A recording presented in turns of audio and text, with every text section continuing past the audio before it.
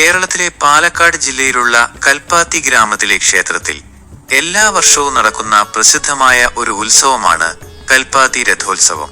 ശ്രീ വിശാലാക്ഷി സമേത വിശ്വനാഥ ക്ഷേത്രത്തിലാണ് ഈ രഥോത്സവം നടക്കുന്നത്. കാശി വിശ്വനാഥ പ്രഭുവും ഭഗവാന്റെ പത്നിയും സാക്ഷാൽ ആദിപരാശക്തിയുമായ വിശാലാക്ഷിയുമാണ് ഇവിടുത്തെ പ്രധാന പ്രതിഷ്ഠകൾ.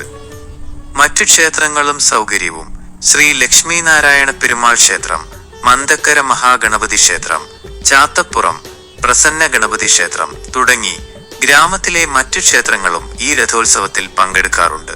പാലക്കാട് നഗരത്തിന് സമീപത്ത് തന്നെയാണ് കൽപ്പാത്തി സ്ഥിതി ചെയ്യുന്നത് എന്നതിനാൽ നഗരത്തിലെത്തുന്നവർക്ക് ഇവിടം സന്ദർശിക്കാൻ എളുപ്പമാണ്.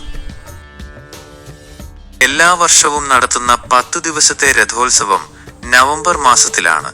കൃത്യമായി പറഞ്ഞാല് മലയാള മാസം തുലാം 28, 29, 30 എന്നീ തീയതികളിൽ നടക്കുക.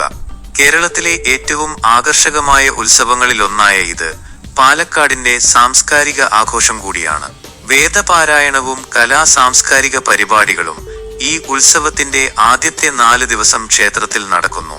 അവസാനത്തെ 3 ദിവസം ഭഗവത് പ്രതിഷ്ഠയോടുകൂടിയ അലങ്കരിച്ച ദേവരഥം തെരുവുകളിലൂടെ ക്ഷേത്രത്തിലേക്ക് വലിക്കുവാനായി ആയിരക്കണക്കിന് ഭക്തജനങ്ങൾ ഇവിടെ എത്തിച്ചേരുന്നു.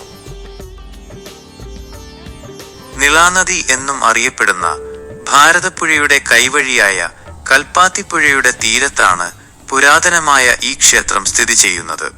ഏകദേശം 700 വർഷത്തോളം പഴക്കം ഈ ക്ഷേത്രത്തിനുണ്ടെന്ന് കരുതുന്നു. 1425 AD നിർമ്മിച്ചു എന്നാണ് വിശ്വാസം. വടക്കേ ഇന്ത്യയിലെ വാരണാസിയിലുള്ള പ്രശസ്തമായ കാശി വിശ്വനാഥ സ്വാമി ക്ഷേത്രം സന്ദർശിച്ചു മടങ്ങിയ തമിഴ്നാട് മായാവാരം സ്വദേശിനിയായ ഒരു തമിഴ് ബ്രാഹ്മണ സ്ത്രീ കൊണ്ടുവന്ന ശിവന്റെ ജ്യോതിർലിംഗമാണ് ഇവിടെ പ്രതിഷ്ഠിച്ചിരിക്കുന്നത്. കാശിയിൽ പാതി കൽപ്പാത്തി. കാശി വിശ്വനാഥ സ്വാമി ക്ഷേത്രവുമായുള്ള സാമ്യം കാരണം കാശിയിൽ പാതി കൽപ്പാത്തി എന്ന് പഴഞ്ചൊല്ലു തന്നെയുണ്ട്.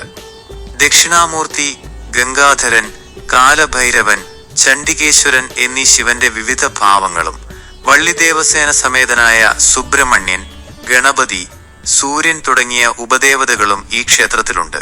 ബ്രാഹ്മണരുടെ അഗ്രഹാരങ്ങൾ സ്ഥിതി ചെയ്യുന്ന കൽപ്പാത്തി ഗ്രാമം കേരളത്തിലെ ആദ്യത്തെ തമിഴ് ബ്രാഹ്മണ കുടിയേറ്റ പ്രദേശങ്ങളിൽ ഒന്നാണ്.